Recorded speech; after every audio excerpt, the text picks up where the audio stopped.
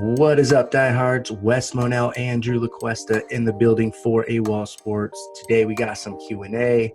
We got 5 questions for each other. We don't know what they are, haven't peeked or anything like that. So let's start right off the top, Drew. My first question for you, man.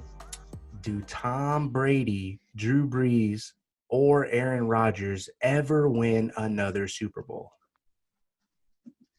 I actually thought this would be the year for Drew Brees.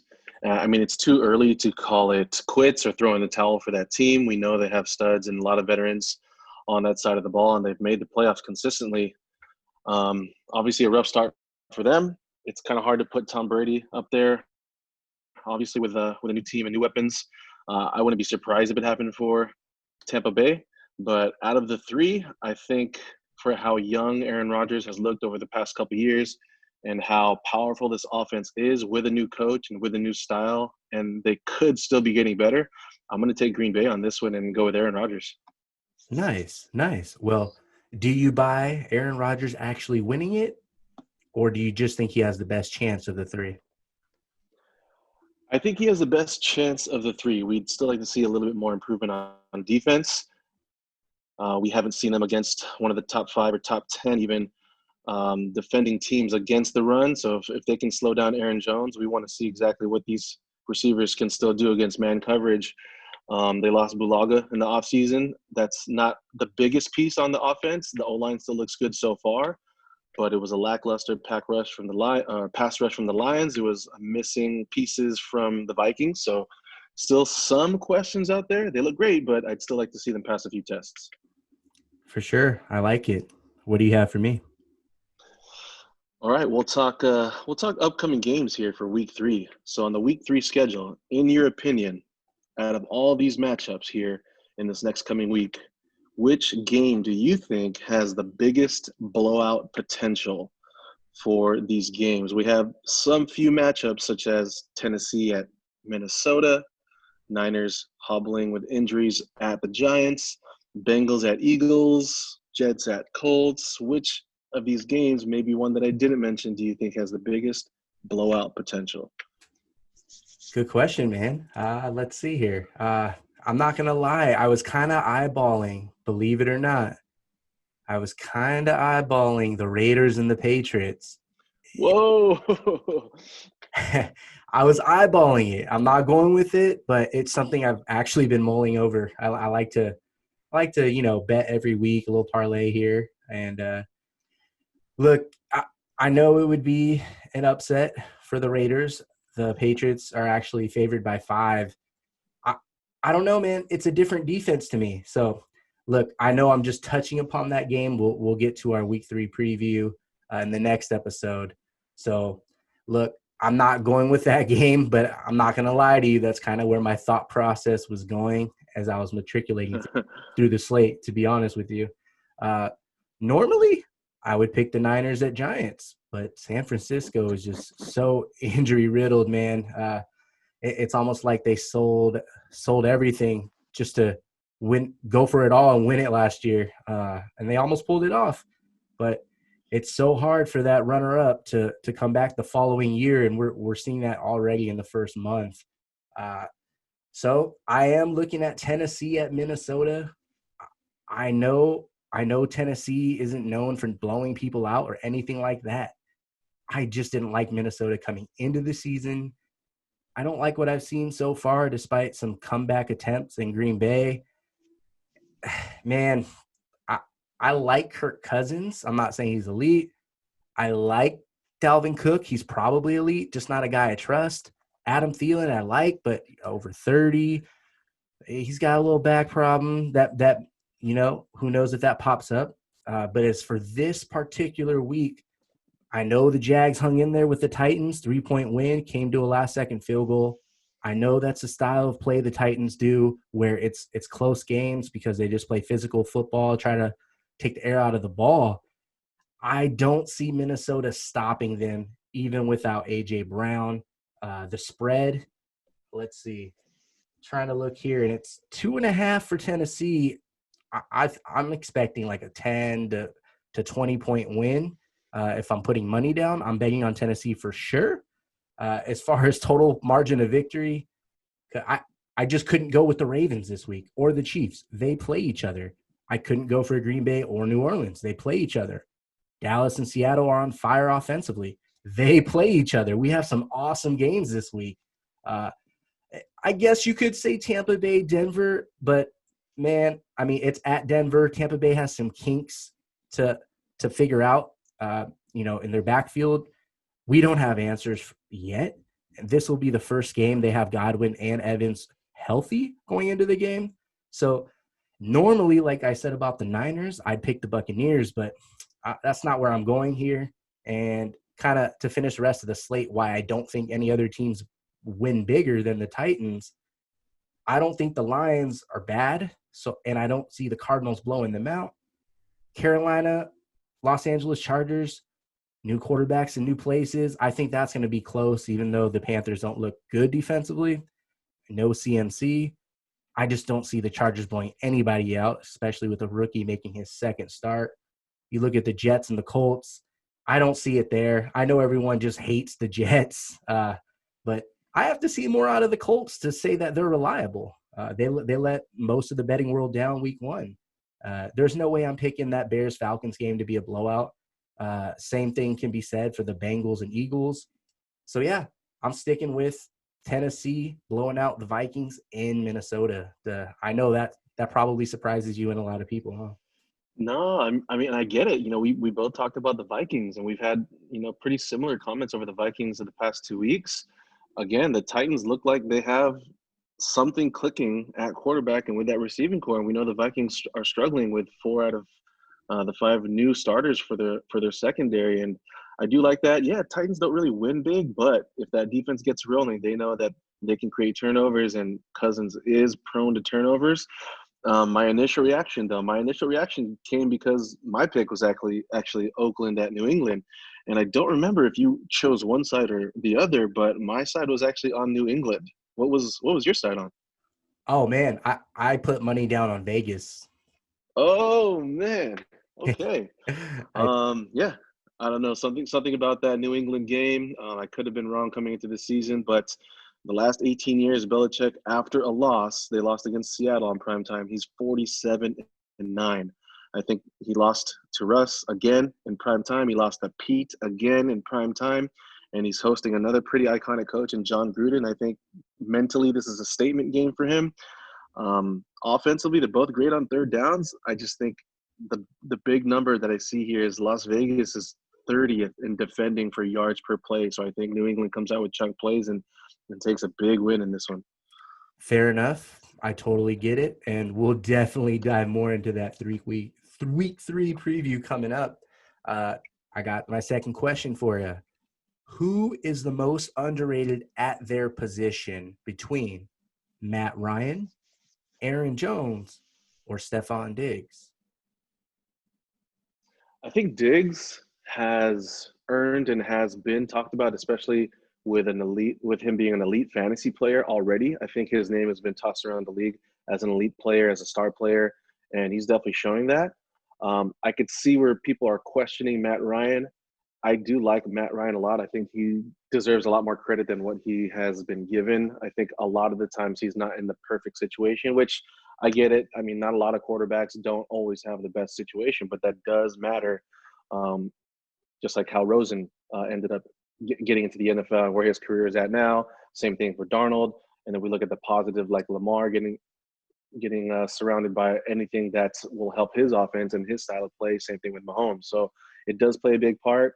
Um, I like Aaron Jones. I think he was kind of overlooked because he's not the biggest back, but he's shown that he could run between the tackles. He's very shifty. So it's kind of a toss-up between Ryan and Jones, but I'll go with Matt Ryan because I know he's overshadowed, especially with now Tom Brady and Drew Brees in his division. He's super accurate. He's never really had a great O-line. He's always been prone to throw a bunch of touchdowns. He has elite receivers, but he's also on target most of his games. I don't attest a lot of their losses to Matt Ryan. I think it's more of an organization and the pieces around him. I get it. And again, I get it. That I think all three are underrated, which is why I put these three on the radar here instead of another player. I think they're all underrated at their respective positions. So you wind up going with Jones over Ryan, right? I'm going with Ryan. Jones was close. But I'm definitely going Matt Ryan. Okay. I really want to. For this particular question, splitting hairs with these three, I have to go with Aaron Jones personally. But I do think it's splitting hairs. So, I mean, look, Green Bay, they draft a running back high. They have Jamal Williams there too. They have a future Hall of Famer at quarterback and one of the stud receivers. And the guy their offense features and the engine that makes them go, Aaron Jones is such a touchdown machine. And I feel like when you talk top 5, top 7 backs on an individual level of talent and production, that his name rarely comes up, or if it does, it's on the back end. That bothers me because you agree with me. In the preseason, Yeah, in the yeah. preseason, we had Aaron Jones ranked higher than Dalvin Cook in the NFC North. I mean, We've seen 1 year. We talked about the contract for Dalvin. We talked about what we've seen, and I think you're right. I think if we look back at the production from Aaron Jones, there was a lot put on his shoulders. There was a lot relying on him to succeed, and he didn't only do it on the ground. He did it in the pass game, and it's not like Dalvin taking checkdowns. And Dalvin's shifty too. He's great in open space, but you see Aaron Jones out there actually running routes and catching against man coverage. So I really like Aaron Jones moving forward over Dalvin Cook. as do I. Green Bay better get that contract done. I don't care who else is in that backfield. This man is on fire. He's got a nose for that end zone. All right. You got another one for me? I do. A little bit similar to the first question talking about week 3 schedule. We talked about the biggest blowout, but there's a lot of tough matchups on this schedule coming up in week 3. Which one of these matchups do you believe is on upset alert? Which team do you think not favored or not betting on to win actually takes home or has the closest opportunity to take home a win?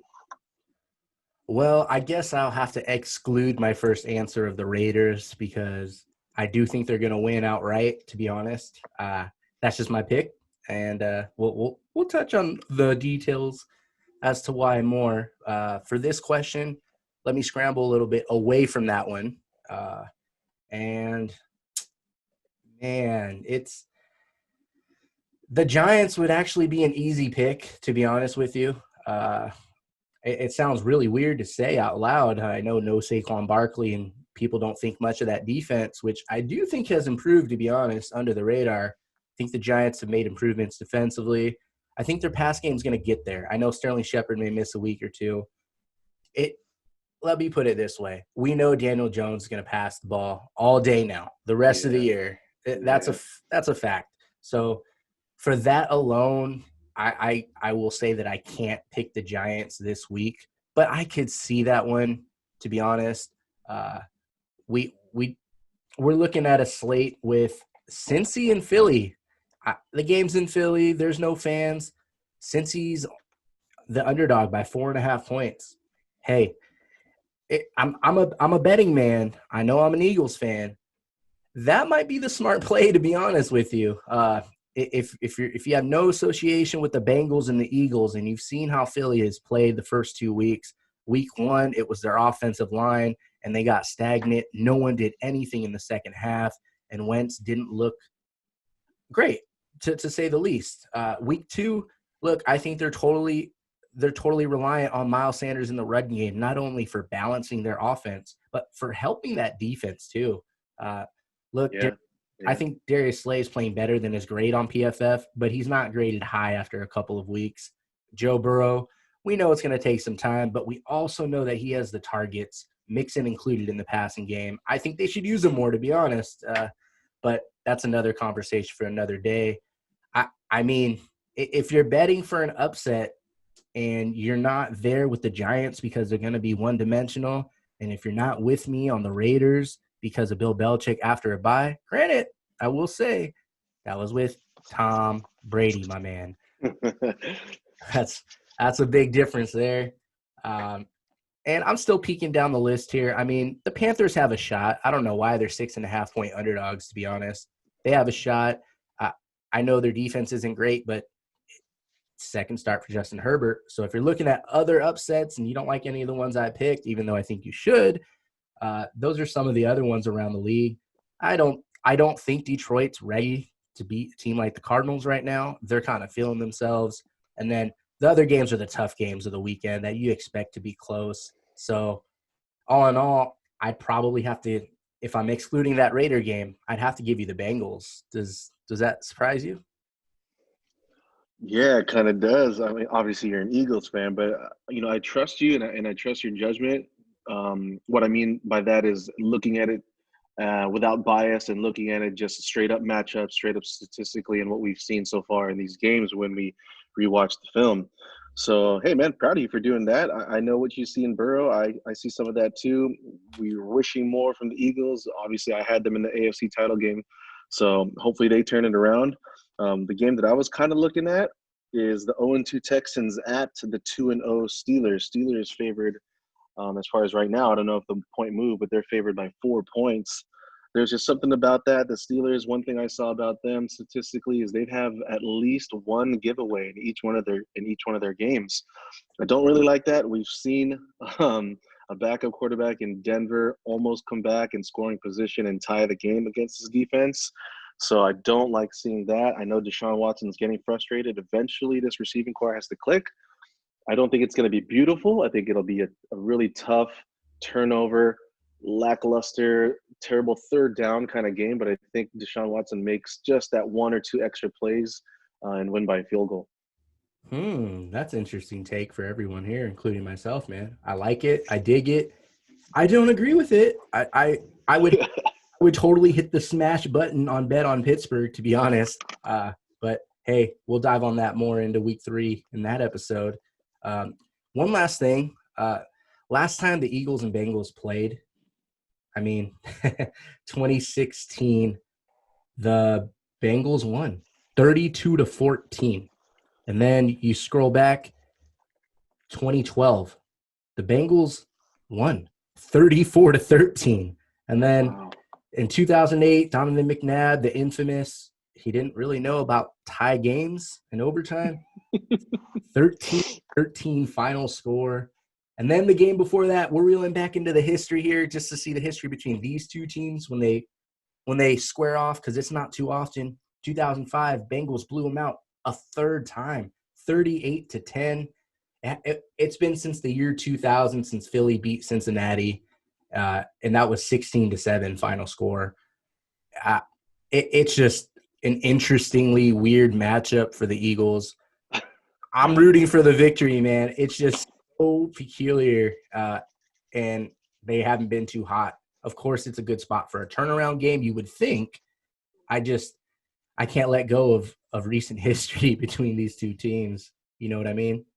Yeah, that's definitely some interesting history. What is it about the Bengals? But nice find, my man. Thank you, brother. And all right, let's keep it moving. Number 3 for you. Even if not this year, who would you bet is the next non-quarterback to win most valuable player? Oh, wow. I got two guys. One's an obvious choice. Second is just going to be what you and everyone else that's listening has heard this whole year, preseason, and in fantasy. I'm going to like CMC. He's just so useful, and he's multiple. He's so hard to defend against because you never know where they're going to line him up. Even when you think you have him surrounded, this guy is so shifty. He's got some of the greatest hips that we've seen. This guy can cut on a dime. His spin move is insane for a small frame like that. He actually does fall forward a lot like Ezekiel Elliott does, and his stiff arm is pretty good. So this kid is just magic. I like CMC. Obviously, everyone knows that he's a star and he can produce, but I think he has what it takes to carry a team. And it's just like you can't help but notice it. And for a non-quarterback to produce that much and to hold a team on his back that much, I think he's one of the candidates. But I'm going to also look for a young running back to explode. I think we're kind of seeing a mold here with the Indianapolis Colts going old school, giving the rookie in his second game, Jonathan Taylor, 26 touches. They just straight up let him have the offense. So if they're going to continue with that, especially with this offensive line, if they can protect their quarterback when needed, and they could just rely on Jonathan Taylor, who knows how many touchdowns this guy's going to get when he's in full control of this offense, either this year or next year. Maybe they get a different quarterback next year if Phillip Rivers doesn't work out, but I mean, the sky's the limit. He's already shown what he can do with NFL defenses, and it's pretty impressive. That's pretty cool, man. That is pretty cool. So obviously the CMC pick would be for a future year. Uh, I think that's a cool pick. One player I could see is one we actually already talked about on the Green Bay Packers, Aaron Jones. Man, I know it's hard, but if we're picking a non-quarterback, I got to give the edge to a running back over a receiver. So I'm looking at the running backs, and we've already seen how remarkable CMC has been, how fantastic Derrick Henry and Ezekiel Elliott have been. We actually haven't seen the fullest potential, I don't believe at least, of Saquon Barkley, but it kind of looks like he has an uphill battle to come back, let alone dealing with his team. So I circle back to Aaron Jones. Look, I obviously Aaron Jones has a better chance at MVP without Aaron Rodgers, but that can be possible as early as next season or the following. In the next 2 years, we could see the Aaron split apart by the Packers. So, look, I love everything he does on the ground, pass protection, receiving. I think he's as close to unguardable as a non-elite, quote unquote, running back to most of the football world. I think this guy's elite. I think he does it all, receiving and passing.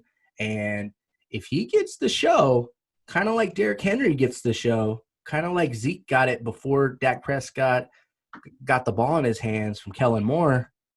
I mean, dude, Aaron Jones is just a flat-out stud to me.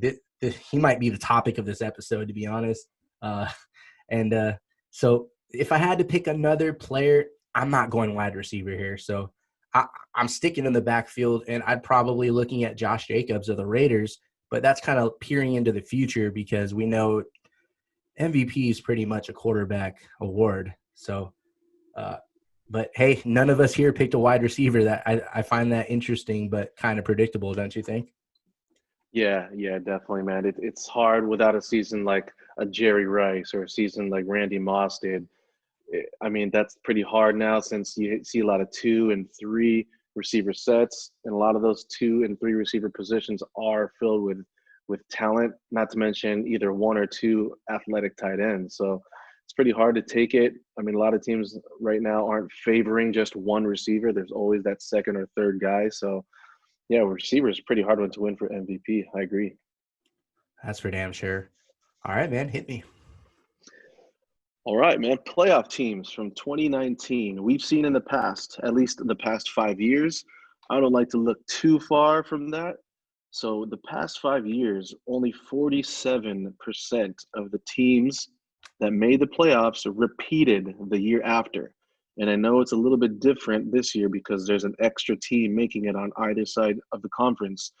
But I mean, you got New England, Buffalo, Baltimore, Houston, Tennessee, KC on one side. On the other side, you got Philly, Green Bay, Minnesota, New Orleans, Niners, and Seattle. So out of those teams, even with that 7th spot, which team do you think does not make it to the playoffs this year? Great question. I hope everyone's answering that in their heads right now, and I hope they tweet it out to us or Facebook it to us. That's a good question, Drew. Uh, I, one that I'm prepared for, to be honest. Look, I didn't have the Minnesota Vikings making the playoffs in our preseason predictions, so that's an easy one for me. I also didn't have the New England Patriots making the playoffs. I'm not going to say that's an easy one just because I didn't put them in it, but obviously, I'm not buying Minnesota or New England, so that's 2 right off the bat there. And then, look, Houston's 0-2. They got an uphill battle, and their division's tougher than people think. I usually think higher of the AFC South than most people. Look, not everyone's going to have two teams get 10 wins in that division. That's just not – that's tough. That's not always going to happen, but it doesn't mean the others aren't that great. 3 of the 4 teams every year in that South, they're pretty good. They're in the middle of the pack, and they make the rest of the league work for those victories more times than not. So I have many in New England not even making it. I think Houston is on that bubble. Over in the NFC, we talked about it. Philly is on that bubble. Philly is on the ropes. But even in a worse situation than they are, San Francisco. So, I mean, they're just battered by injuries. And I'm one of the very few people that question the 49ers in general, especially offensively. I don't trust any individual on that offense aside from George Kittle and maybe Trent Williams. Other than that, it's Kyle Shanahan and a bunch of good talent, but nothing that I'm afraid of to go against, to be honest with you. So I got San Fran as an easy pick not to make it, especially now. I got Minnesota not in. I have New England not in with Houston and Philly on the bubble, man. Yeah, man, good points. Good choices. Obviously, with a couple of teams going through injuries and definitely a slow start offensively. I thought New England would struggle too. I'll still stick with my thought of them not making the playoffs. Minnesota was one of mine also. The other one that I had as one of my strongest guesses not to make it was Houston. It's just new receivers. It doesn't look like it's clicking now. I think Deshaun Watson's just going to be playing catch up and hero ball. It doesn't look like this team has a solution to stop the run. I'm choosing Houston as one of my strongest picks not to make it this year, out of those ones that you mentioned already. Yeah, an 0-2 hole is not gonna is not gonna help that cause at all, and that's where they see themselves. All right, next question for you. Josh Allen and Teddy Bridgewater are top 5 in passing yards right now. Josh Allen number 1, and Teddy Bridge is number 4. Look, after Josh Allen, he set a career high in Week 1, 312 yards. In Week 2, another career high, 415 yards. Then Teddy Bridge gets a second chance to be a starter. He throws for 269 Week 1, followed by 367. And, of course, Christian McCaffrey is out for a month or so. Drew, do you think Allen or Bridgewater finish top 5 at the end of the year? I don't know about top five. I don't think either will make top five. If I were to pick between the two on who would stay close to at least top five or make it in the top 10, I am picking Teddy Bridgewater. I know we've liked what we've seen out of Josh Allen. I think he's still naturally going to be better on the run using his legs in pressure situations. I think they're kind of shining Diggs a little too much, and that is going to be a focal point for defenses moving forward. And keep in mind, I mean, they did ball out the first two games, but those first two games were against the Jets and the Dolphins. So two teams with not that really many playmakers on the defensive side. We know both are sort of rebuilding, losing a lot of stars. I know the Dolphins did a good job in acquiring some free agents, but it's still the Dolphins and it's still the Jets. So I don't really hold on that offensive powerhouse from the Bills too much right now moving forward. I just think one big name for Carolina is Joe Brady. Joe Brady was the passing coordinator last year at LSU, did a great job with Burrow. He did it under the stint with Drew Brees in New Orleans with Sean Payton too. So I think this guy knows what he's doing. He's done it in college and he's done it in the pros for many years. And I mean, you could see with Teddy Bridgewater right away. Teddy Bridgewater, in a lot of film rooms, a lot of his coaches in the past teams have always said that Teddy Bridgewater picks up a playbook really, really fast. And it looks like he picked up this playbook pretty quick, especially without CMC for multiple weeks. I think like you said the other day, it's going to be a one-dimensional offense. And I think he has enough targets and he's poised enough. He's a veteran. I think he's going to strive in this offense from Joe Brady. And I mean, we've already seen the defense unable to keep teams under 20, 25 league average. So it's going to be a shootout most games. We're coming from behind. That's just more yards for Teddy Bridge. Excellent points, man. When I look at Josh Allen, you're 100% right about the competition he's played the first 2 weeks. I will throw in a little nugget, though. When you play division rivals like that, I know it's the Jets, I know it's the Dolphins, a couple of rebuilding franchises. They still know you and who you are. And it wasn't their first time going against Josh Allen. They have the scouting report on Stefon Diggs, so they know better. And if anyone else sees enough of Josh Allen and the Bills offense, it's those two teams. So I'll give them a little bump in credit, but you are right. Those aren't the two best defenses in the game right now. I think Allen and Bridge, I think they both have a legitimate chance to finish top five because I'm looking at this list right now. We expect Matt Ryan and Dak Prescott to be up there. Right now, they're currently number 2 and number 3. That's probably not going away. But you look at number 5, 6, and 7. Russell Wilson hasn't been a guy to throw for that type of yardage. Right now, he's 5th. Usually a run team.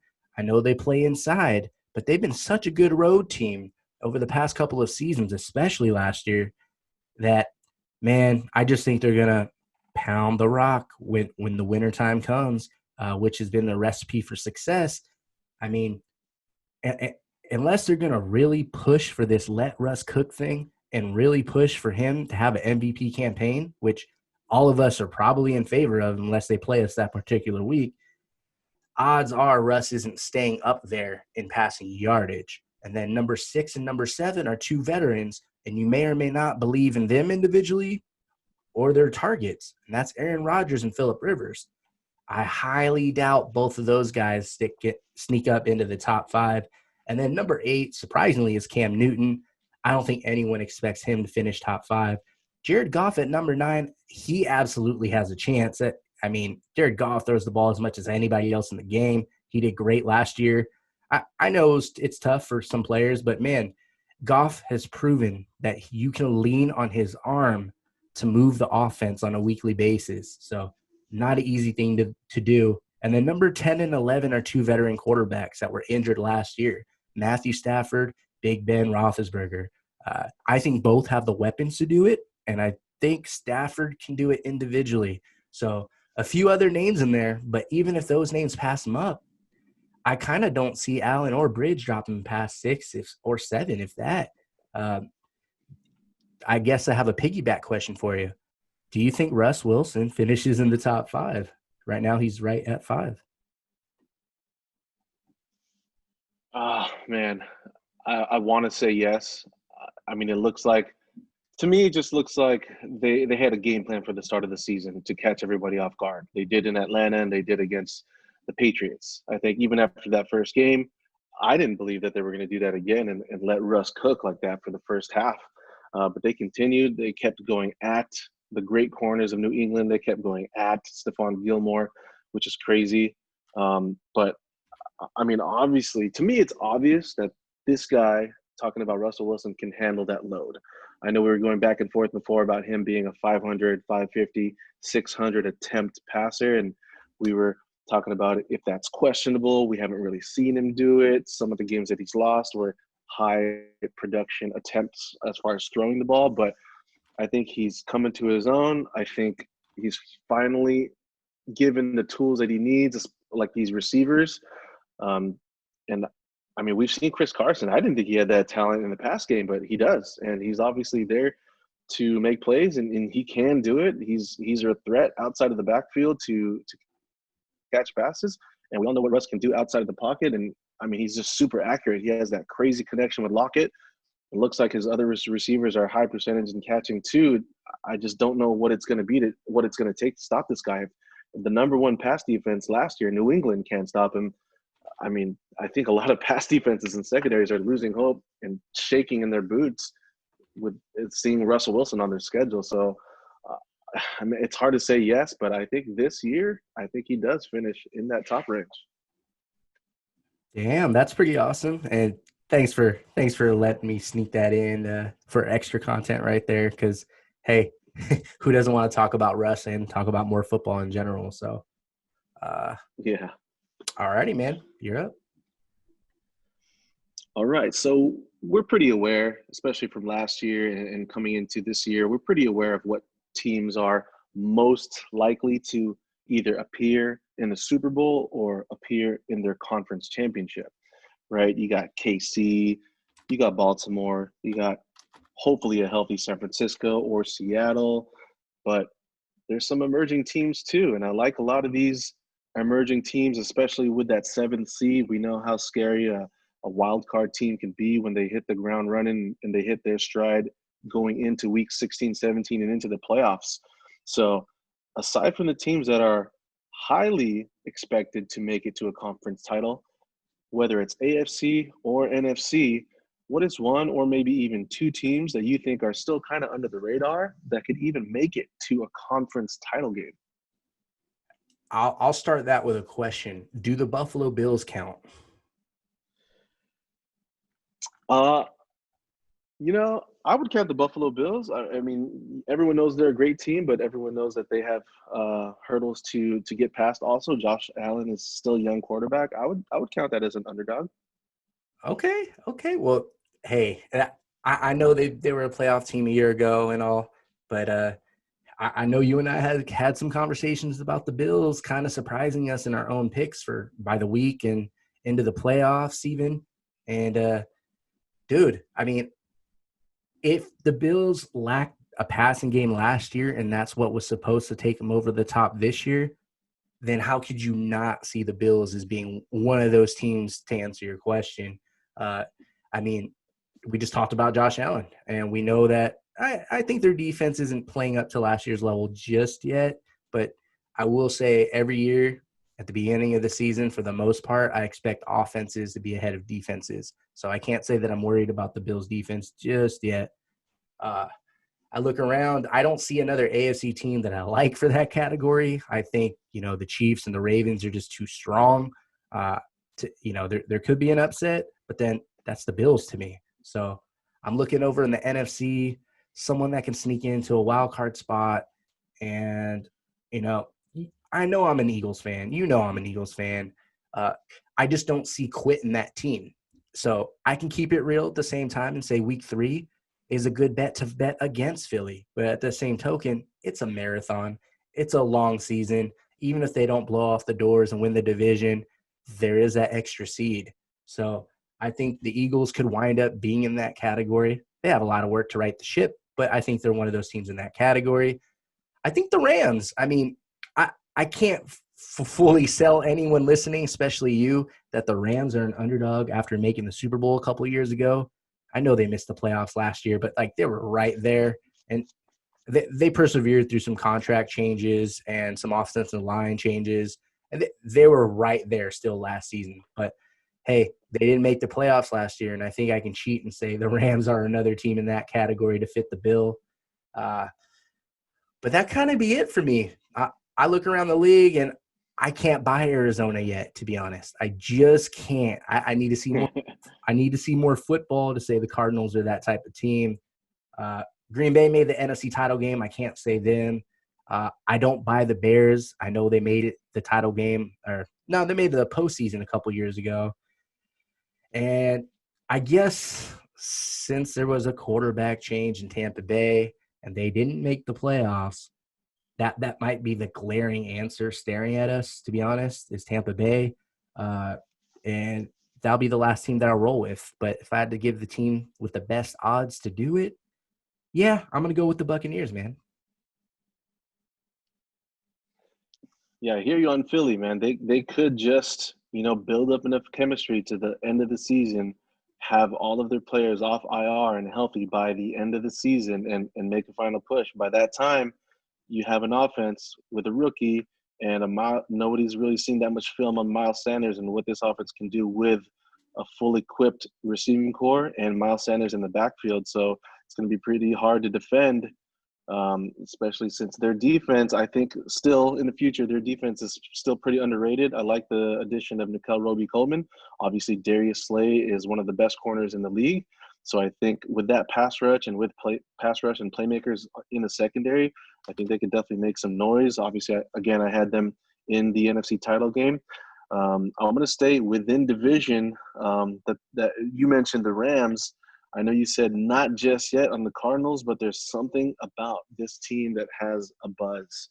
So my team, you went with the Bills in the AFC, so I'm going NFC. Breaks my heart because it's in my division, but the Cardinals, there's just something about this team. I didn't think it would click that early with DeAndre Hopkins and Kyler Murray, and they're just making it happen. And not to mention, we already know there's chemistry with Murray and Christian Kirk from last year, Murray and the ever so young Larry Fitzgerald. And looks like both of their backs are making plays too. Kenyon Drake and Chase Edmonds, they're being utilized. So this is pretty hard to stop. Kyler Murray is being so intelligent with his offense and his placement of the football, but also with using his legs. He's smart about it. He's not taking hits, something that we cringe every time we see Lamar take the ball into his own hands. He's taking hits. Kyler's not. So he's being smart about it. He looks poised. He throws a beautiful football, man. For a guy with his frame, that football comes out quick. He's got a quick release.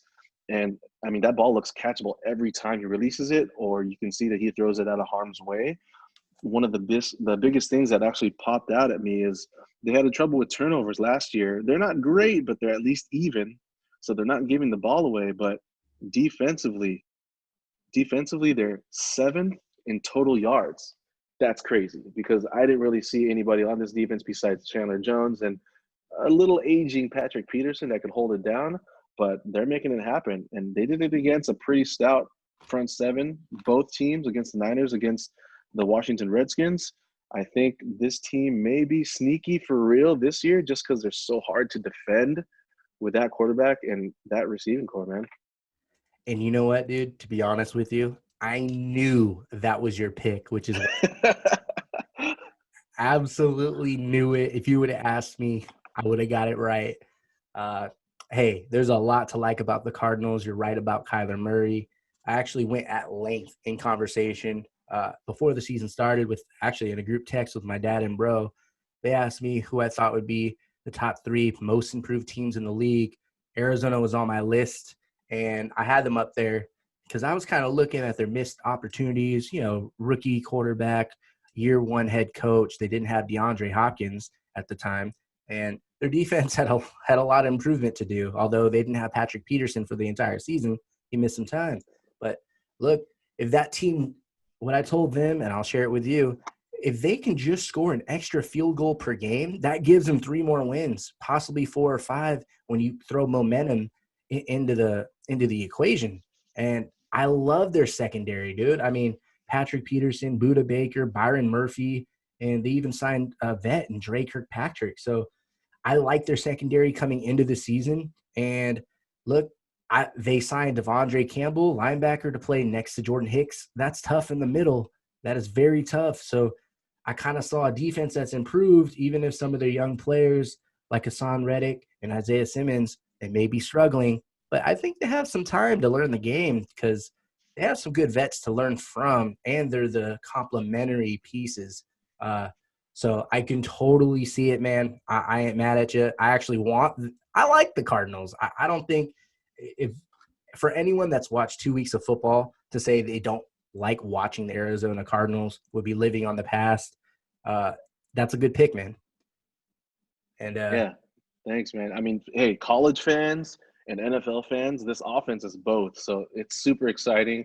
You can't not be excited and watch at the edge of your seat watching Kyler Murray play, man. I mean, he looks like a teenager out there with his frame, but you got NFL players.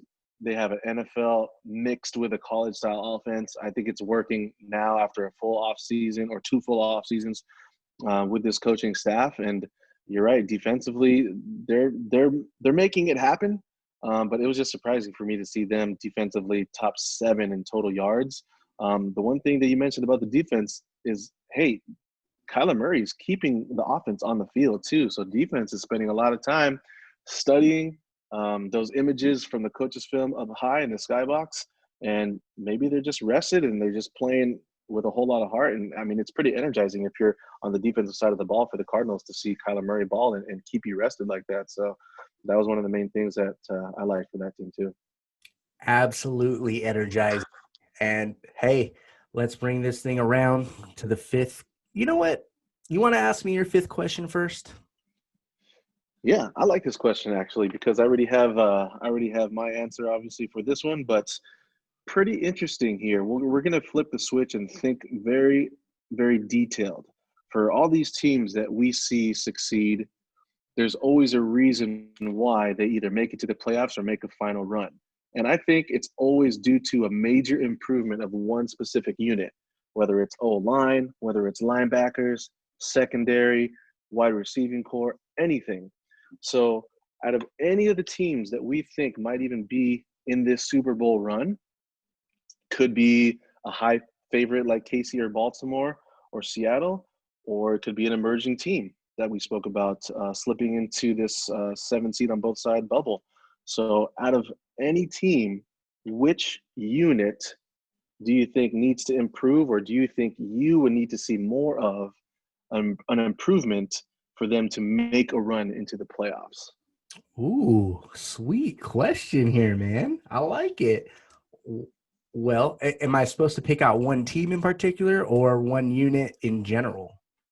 Let's go with one team that you like, and then there's just a unit of that team, like, hey, man, like their secondary or their front seven that you think needs to improve over the course of the season for them to make an actual run at a title game.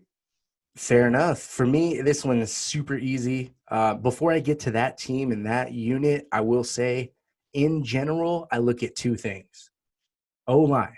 You don't have to have the best individuals, but if they can get things clicking together in unison, man, that is dangerous. That is very dangerous. And usually how you get those guys up front to work in unison, you got to get them in rhythm just like anybody else. And that's by running the football. So I'm a big proponent. O-line is your most important thing. That makes or breaks your entire team, in my opinion. Not only does it help your offense, as we both stated for multiple teams throughout this episode, it helps your defense. So overall, speaking in general terms, I'm going with that O-line. They got to be together. They got to be one. When I'm looking at a team with high aspirations like the Baltimore Ravens, I only have one question because we know what they can do, which is almost everything. And they're great in situational football. They force turnovers. There's not a lot that they don't do at a high level, including what I'm putting in the spotlight here to answer your question, including their passing attack, which has been very efficient. Lamar threw over 30 touchdowns last year. Caught fire last week yet again, even though the defense tried to make him limit his legs and contain him. He made the right reads. He made the right throws. But I have to say, I have similar questions about the Ravens offense coming into the year as I did about the 49ers. I don't know who I can say I trust him. So I have to see more out of Mark Andrews. I have to see more out of Lamar Jackson as a passer. I have to see more out of their backfield. Can Mark Ingram, he's had a career where he's been very above average, very solid, and clutch at times. And he's utilizing the passing game. They're going to need him down the stretch. But if he's nicked up, I do kind of worry about having a back that can catch the ball like that. I look at Marquise Brown. What's not to like, man? He runs routes as polished as you can expect a second-year receiver to run. I know Mark Andrews has stormed onto the scene. They have those two guys to lean on, but I have questions about them individually and Lamar Jackson, the reigning MVP. I question their passing attack, when they're going to need to, not only in wintertime football, but when they're behind. We've seen those issues playing from behind. Uh, they kind of look like a different football team. So, yeah, I'm going straight to the top at a team that went 14-2, but they lost in the playoffs the past 2 seasons. They have a hurdle to get over, man. Yeah, definitely a clear hurdle. We saw it against the Chargers, and then we saw it again this year. So I see what you're saying. Obviously, the receivers that we're relying on, there's only one veteran, Snead, on that team, and we're not really sure if he can carry the load in a playoff run. If they shut down Mark Andrews, you're going to rely on a second-year Philly Brown, who was already hobbled the first year. I mean, a lot of the receivers, not really the biggest guys, too. So if you press cover them and they attack Lamar at the line, I mean, we've seen Bill Belichick give a blueprint to the Rams. So I want the audience to take a look at a lot of the Rams losses this year. I don't know why they're not playing us this way, but if they cover our outside tight ends or the outside of our tackles and play 6 to 7 men on the line, that's what the Patriots did in the Super Bowl, and that's what kind of shut down our run game and kept Goff in the pocket. And the Chargers gave the blueprint to stopping Lamar Jackson, running dime on first and second down, which is unheard of. You're going to give up a little bit in the run game, but if you're stout like the Chargers and you have a good front seven, then you could put 5, 6, 7 DBs on the field, obviously that's going to match Lamar's speed and the receiver speed. That slowed him down twice already. So you're right. If you can stop him early and make him play from behind, that's a huge, huge hurdle for that team. We talked about the Chargers. My unit is the Chargers secondary. And on paper, they have 3 of the top 17 rated corners by PFF. So I know they lost Derwin James. So that's the why I'm going to hone in and say, hey, with or without him, you still have all-stars on that secondary. They have ballers in the front 7, but I think to help out your rookie quarterback, if he's going to play a lot more games with Tyrod hurt, Tyrod or not, either one of those quarterbacks, you're going to have to help him out and make sure that the offense stays on the field. But when the defense is on the field, you don't give up a lot of points, so that your quarterback is always in the game. It's always a one-position game. So I think, hey, Chris Harris has won a lot of All-Pros, a lot of Pro Bowls. Same thing for both sides on their corners, Hayward and King. It's up to them to carry this team. We already know Melvin Ingram and Joey Bosa can do. So it's really, really up to the secondary. They can play a lot of man coverage. They should be shining in zone coverage with their veteran history.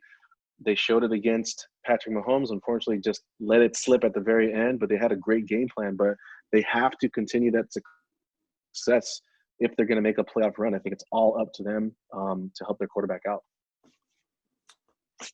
Good point, man. For a team that, hey, they made the postseason a couple of years ago. They won a dozen games with the Chiefs a couple of years ago, so they're not far removed from a taste of success. I like it. They're stingy back there. They really are, and they have all the makings to be a strong defensive team that could spearhead a playoff run. Steelers almost did it last year, so that Charger O is going to have to give them a little oomph to actually make it happen and get it done. All right, man. The very last question here. I wanted to save something, euphoric, something fun, so just for last. And I'll tell you the question, but I'll give you my guy first. A question that popped into my head is, who is one of your favorite retired players? And for me, I talk about him almost every month, and he's been retired for a little bit. Terrell Owens. I love that guy, man. I know there's so much to be said about him not making first ballot Hall of Fame and sitting in the driveway and disrespecting the star. And come on, man. He brought fun to the game, and he balled out of control. This guy had 20 catches in a game before. Man, I mean, second most yards all time, third in TDs. It's just ridiculous, man. I loved his celebrations. Ocho Cinco piggybacked off of that. That's part of the fun we see today. I know it wasn't pretty when he left to play San Fran, Dallas, Philly, Cincy, Buffalo, wherever else he played. I was happy I got to see T.O. play. I thought he brought it every Sunday. You didn't have questions about Terrell Owens like you had about some other guys like Randy Moss. He had a longer career than Calvin Johnson, and I thought he had a higher peak than Larry Fitzgerald. By no means am I trying to throw water on anybody else's career.